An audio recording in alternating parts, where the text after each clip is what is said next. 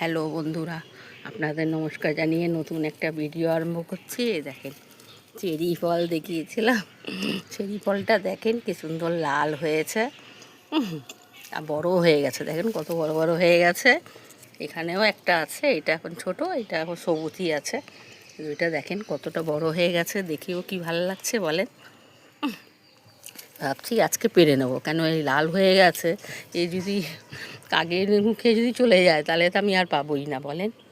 এই দেখেন কেমন যেন হয়েছে, দেখেও ভালো লাগছে। দেখেও কেমন যেন লাগছে, দেখে খুবই ভালো লাগছে। এটাই তো আনন্দ, আর কি বলি।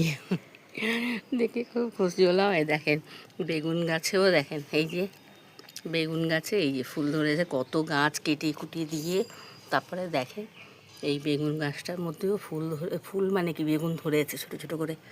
এই দুটো ধরেছে, তারপরে তো ফুল আসছেই।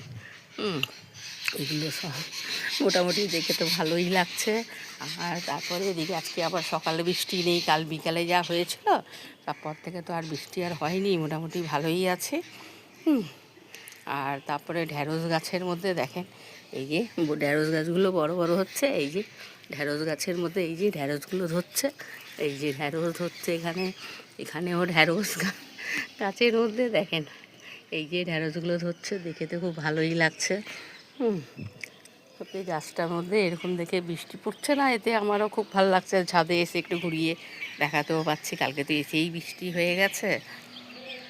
আর এই যে দেখেন এখানে দেখেন আমার এই গাছটার মধ্যে ক্যাটরেস ড্রাগন গাছের মধ্যে এই যে 3টে কুড়ি এসেছিলো, এই যে 2টো কুড়ি দেখেন আজকালের মধ্যে ফুটবে। আর এখানেও একটা কুড়ি হয়ে আছে। আর এটা তো ফল হয়েছে, ফলটা মোটামুটি এই যে ফলটা মোটামুটি ছোটো আছে এখন।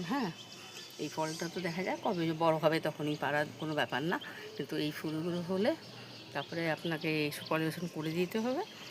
করে দিলে তো আপনাদের দেখাবো, নিশ্চয়ই দেখা যাক আজ হবে না কাল হবে জানি না, সেই অনুযায়ী দেখানো হবে। এগুলো দেখে তো ভালো লাগছে। আর এই দেখেন এই গাছটা পুরো পাতাগুলো কারি পাতা কেটে দিয়েছি, জানেন, ছেটে দেওয়ার পরেও দেখেন এই যে পাতাগুলো এইবার ছোটো ছোটো পাতা আসছে, কারণ পিঁপড়াগুলো তো মাথাটাই খেয়ে ফেলছে। তারপরে এখন তো গাছের মধ্যে হলুদ টুলুদ সব কিছু দিয়েছি, দেখা যাক শুকালে একটু নিম পাতা নিয়ে গিয়ে, নিচেও কয়েকটা নিম পাতা আছে আগেকার তোলা, এগুলো নিয়ে গিয়ে জাল দিয়ে তারপরে নিম পাতা জল টল করে একটু না হয় গাছে দিয়ে দেবো। করে স্প্রে করে দেবো, নারকেল তেল ফেলে এগুলো মিশিয়ে একটু হলুদ দিয়ে এগুলো করে মোটামুটি